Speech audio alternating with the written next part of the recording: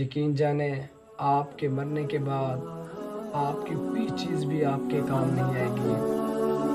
دنیا میں آپ کے جانے سے کسی کو کوئی فرق نہیں پڑے گا۔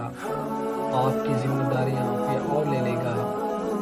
آپ کا مال آپ کے وارثوں میں تقسیم ہو جائے گا۔ مرنے کے بعد جو چیز آپ کے ساتھ ہوگی وہ آپ کے اعمال ہوں گے جو دنیا میں آپ کر گئے تھے۔ آج ہم جس چیز کے لیے اپنی پوری زندگی کو وقف کر رہے ہیں، اس چیز کے لیے ہم خود کو کبھی ایکٹر بنا رہے ہوتے ہیں، کوئی سنگر بنا رہے ہوتے ہیں، کوئی ٹک ٹاکر بنا رہے ہوتے ہیں، اور آپ کا نام تاکہ دنیا کا بچہ بچہ ہمیں جانے پہچانے، دنیا کے اندر ہمارا نام ہو، ہم فیمس ہو جائیں، ہم مشہور ہو جائیں لوگوں کے اندر۔ لیکن یاد رکھنا، آپ کے مرنے کے بعد سب سے پہلی چیز جو آپ سے چھین لی جائے گی وہ آپ کا اپنا نام ہوگا۔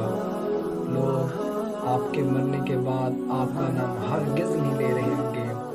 جب آپ مر جائیں گے لوگ کہیں گے کہ ڈیڈ باڈی کہاں ہے۔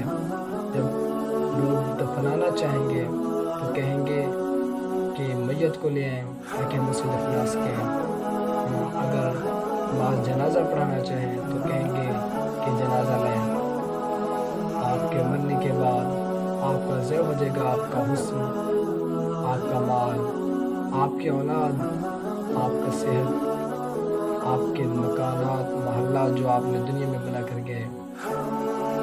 شوہر بیوی سے جدا ہو جائے گی، بیوی شوہر سے جدا ہو جائے گی۔ دنیا کس قدر حقیر ہے، لیکن ہم جس طرف جا رہے ہیں وہ کس قدر عظیم ہے۔ اس طرح سے امام غزالی نے فرمایا کہ اے دوست، کیا پتا، کیا معلوم آج وہ کپڑا بازار کے اندر پہنچ چکا ہو جس سے آپ کا کفن تیار ہونا ہے۔